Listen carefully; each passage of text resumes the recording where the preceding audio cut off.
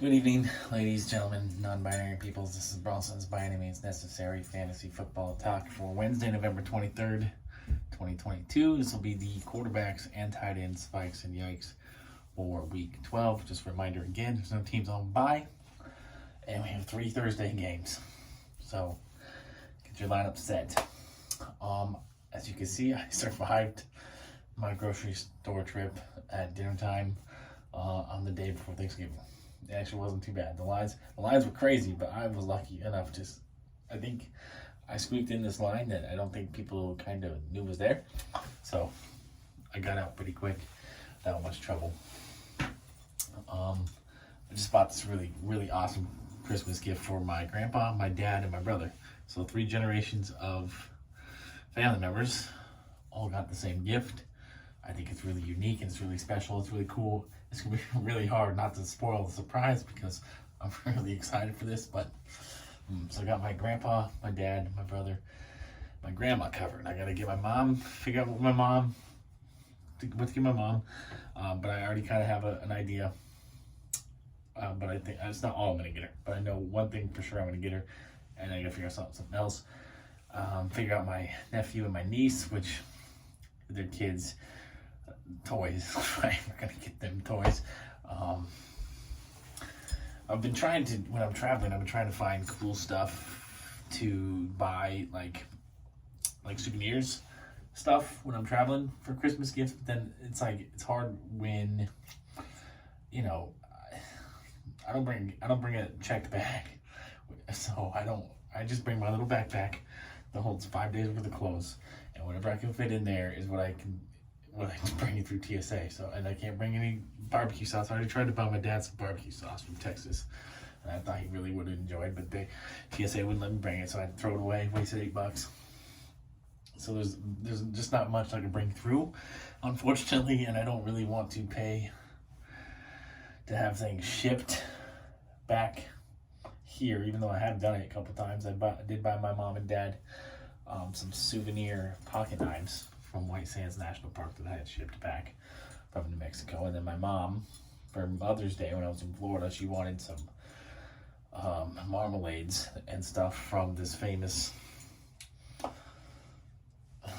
fruit stand in Homestead. I forgot the name of the hell place already. So I had to pay to get those shipped.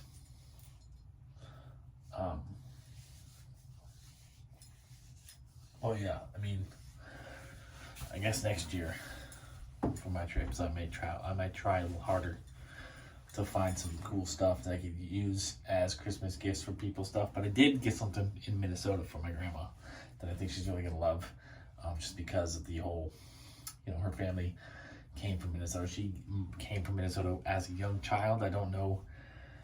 I know my grandpa also came from Minnesota as an adult. He came out to Oregon. But my grandma, I don't know if she was born, I actually don't remember if she was born here or in Minnesota. I think she was born in Minnesota.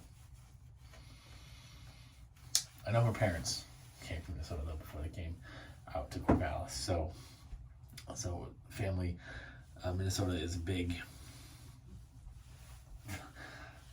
heritage for my family. And so I think she'll really enjoy it just for the sentimental feel of it, but I think it's something she can actually use for the rest of her life as well. So I'm really excited for the Christmas gifts I've got so far. I have some pretty good ideas for my mom. I have some pretty good ideas for my niece and nephew. Just got to figure out my uncle, and then figure out maybe. See, I don't know if my mom's side of the family, we used to have this big family get together every Christmas, and then Donald Trump happened, COVID happened. We haven't done it in a few years because a lot of political division, unfortunately, has fractured the togetherness of our family. So I don't know if we're gonna have it this year or not. But lately we've been doing a while. We used to do a traditional gift exchange where the kids would draw names out of a hat, and the limit was like $25 or something, and then the adults would draw names out of a hat, The limit was $50. We try to get someone new every year. End up with an uncle or a cousin or something and get them something. But now, last few years, when we actually got together, we've done a white elephant. So I'll have to figure something out for that. But that's something I can totally figure out the day before it happens. If it happens, that's bottom of the priority list there. So yeah, my Christmas shopping is kind of mostly, I wouldn't say it's done, but I'm mostly done. Like, I just gotta give my mom. I guess it's half done. So, but my dad's always the hardest one. And so I'm really happy that I found something really cool for him that I hope that all three generations of my family are going to appreciate. So anyways, let's get to the stuff. I gotta get this done so I can get back out to work. My defense special teams video took a long time to upload for some damn reason, and yeah, I haven't felt like working much this week. I don't know what it is, but barely went out yesterday. Didn't make $100 today, which is my usual daily goal. Monday I went out. I felt fine Monday. Went out, made money. My plan was really to kind of take yesterday off, but I did end up going out a little bit. Today, I wanted to do a full day, but I slept. I slept until 1 o'clock. It's noonish or something. Because this new UPS schedule is kicking my butt. I'm not used to it yet. Well, yeah. Let's get to the quarterbacks and tight ends. Let's do the quarterbacks first. So the top 10 list. Number 1, we got Josh Allen at Detroit. Number 2, we got Patrick Mahomes versus the Rams. Number 3, we have Jalen Hurts versus the Packers. Number 4, we have Tua Tagovailoa versus the Texans. Number 5, we have a questionable Lamar Jackson against the Jaguars. Lamar Jackson's still dealing with an injury, an illness, whatever it is that he's been dealing with since week 9. At 6, we got Justin Fields against the New York Jets in New Jersey. Number 7, we got Joe Burrow at the Titans. 8, we got Geno Smith versus the Raiders. 9, we got Kyler Murray, who I'm hoping is good to go this week against the Chargers. And 10, we got Justin Herbert at the Cardinals. So my yike here, I just have one, is Justin Fields. I don't think Justin Fields is going to play. I think he's pretty severely hurt. And if he does play, I don't think he's going to be super effective because he already was not very good at throwing the ball. So that shoulder injury is gonna impact him, and it's gonna impact his desire to run. And so his fantasy stock is taking a tumble. Don't like him at all this week. He's outside my top 10. My spikes, Kyler Murray at 9. I really think Kyler Murray, if he plays against the Chargers defense, he's going to be higher on the list. And then 10, Justin Herbert. Earlier in the year, I thought Justin Herbert was a little overvalued, but now I think he's undervalued. I think a low end QB1, especially with the weapons that he has. I know Mike Williams is hurt again, but Keenan Allen's back. Joshua Palmer's emerged. Gerald Everett. We'll talk about Gerald Everett later, but he's facing the Cardinals defense, so we know that we should expect a big day for Gerald Everett. So Austin Eckler being a fantastic pass catcher. With the majority of his weapons healthy, Justin Herbert, I think, is a higher end QB1, less of a low end QB1. A couple of names outside the top 10 to consider. Number 12, we got Dak Prescott against the Giants tomorrow night on Thanksgiving. Coming off the blowout of my Vikings. I think that this game will probably be more competitive, so you might have to throw the ball a little more. 19, way down to 19, we got Aaron Rodgers against the Eagles. The Eagles are a tough matchup for any quarterback, but Aaron Rodgers, he finds a way. He finds a way to stay fantasy relevant, and I think 19 is too low. And then at 20, we got Kirk Cousins against the Patriots. I understand Kirk Cousins is terrible, and then when the game is not Sunday, like if it's a Monday night game, Kirk Cousins is not playable.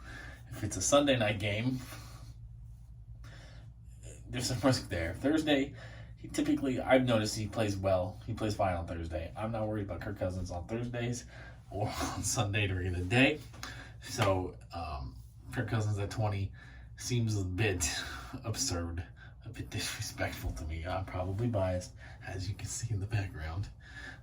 And as you should know, well know by now, if you watch this, which my views are trending down. Like I thought after like 3 years of doing this, my stuff would be trending up, but it not. But those who do watch know that I'm a Vikings fan, so I could be biased, but I think Kirk Cousins at 20 is a bit ridiculous. He's a top 15 play even against a tough Patriots defense because of the weapons that he has. So that's it for quarterbacks. I guess let's move on to tight ends and your top 10 list for tight ends. You got Travis Kelce coming off a 3-touchdown game, another 3-touchdown game last week against who the hell did they play? Chargers. 3-touchdown game against the Chargers. He's facing the Rams. And then just real quick note about Travis Kelce. I know that Rob Gronkowski exists. I know that there was a lot of tight ends before my time who existed. But fantasy football wasn't really a thing back in the 60s, 70s.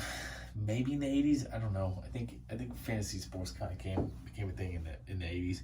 So I know other tight ends existed. I know Gronk existed. I know Tony Gonzalez existed. I know Ozzie Newsome existed. But has there really ever been a tight end, fantasy-wise, who has been as dominant as Travis Kelce? Travis Kelce is number one on the list every single year. Every single week, he's number one. Gronk, I mean, all the talent Gronk had. He had a lot of health issues. Tony Gonzalez was kind of that first wave of pass catchers at the position. Antonio Gates, I don't know. I'm just, like, year after year, week after week, Travis Kelce is the number one tight end. I don't think there's ever been a tight end this dominant fantasy-wise ever before him. So Travis Kelce may be the greatest fantasy tight end we've ever seen. I don't think that's going too out on a limb. Anyways, next, 2, we got Mark Andrews at the Jaguars. 3, we got Pat Freiermuth, the Colts. Pat Freiermuth really coming on these last couple of weeks. 4, we got T.J. Hawkinson against the Patriots. 5, we got George Kittle versus the Saints. George Kittle's coming off a big game against the Cardinals, which we're going to talk about. The Cardinals a little bit later. Tight end feasting on the Cardinals defense a little bit later. 6, we got Dalton Schultz versus the Giants. 7, we got Tyler Higbee at the Chiefs.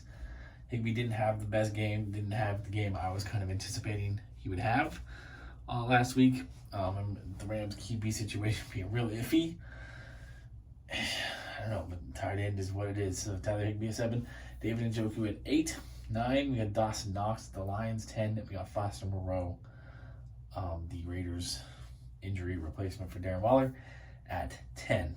All right, so my yikes. I do have 2 for you.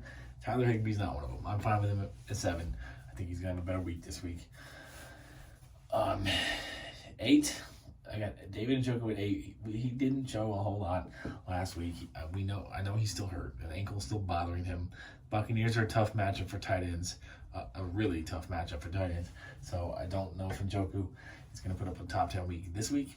Maybe week 13 is when he gets fully healthy and reestablishes himself as a top 8 tight end moving forward, going into the playoffs, but I don't like him this week.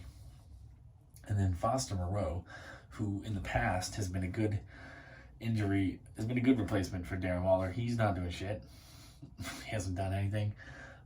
So I don't have him as a top 10 play this week either, because there's some other tight ends a little bit lower in the rankings who I like a hell of a lot more than Foster Moreau this week. Starting with Juwan Johnson at 13. Juwan Johnson is on a neat little, quiet little touchdown streak for the Saints.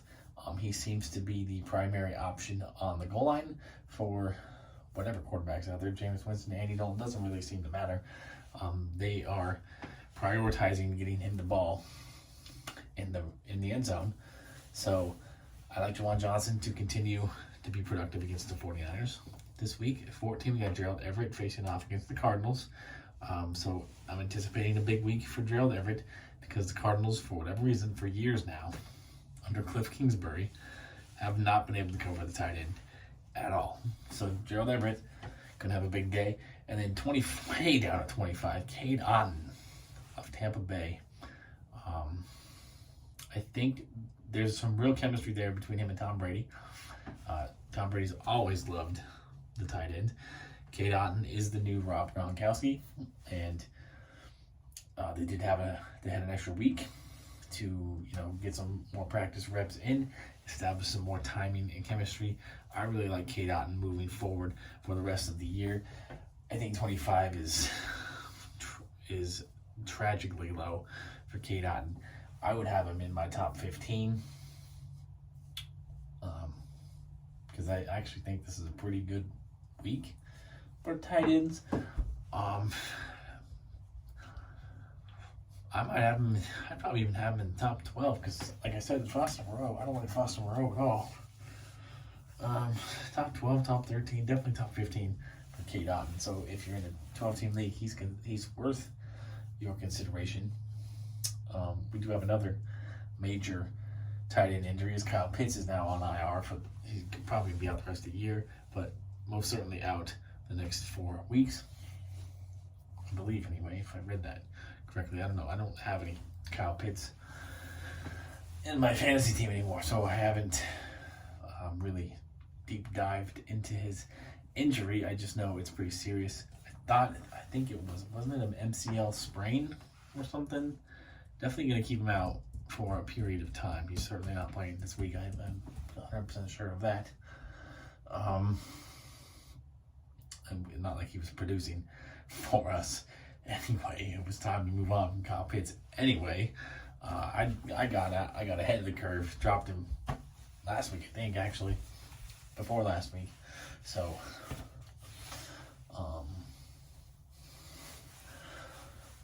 yeah.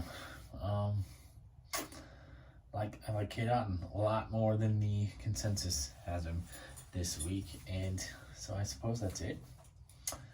I suppose I don't really have much else to say. I got to get wide receivers and running backs done tomorrow before the games start, which is going to be a little rough because I think the game starts early in the morning. So I'm probably not going to get them done before Thursday, which is really a bummer because there's 3 games on Thursday. I really wanted to get them out. Damn, I'm going to have to do one probably tonight after work when I get home or during my break because I'm probably going to take an hour break at some point, even though I already ate dinner. I'll have to do wide receivers and running backs. I got to find time. I got to figure it out. I got to get them done before the games start tomorrow. If it was just one game tomorrow, I wouldn't care. But with 3 games tomorrow, I want to get all the content out there. So I probably should have done some of these videos yesterday instead of just a waiver wire one. But live and learn. Hindsight is 20/20, right? So I'm gonna end this now. Peace, love, and natural fries. I gotta go make some money before I change my mind to don't really want to go back out there again. Traffic should be fine now. The construction work should be done now. I don't think it's raining. It was raining earlier today, but not now. It's actually been a really, knock on wood, really nice, mild fall. I'm really enjoying it. Hasn't been super cold. Hasn't been super hot. Hasn't been super wet. That's the most important thing to me, is wet. I don't want precipitation. I don't want rain. I don't want snow. Don't like either one of them. But, all right. Good night. Thanks for supporting me.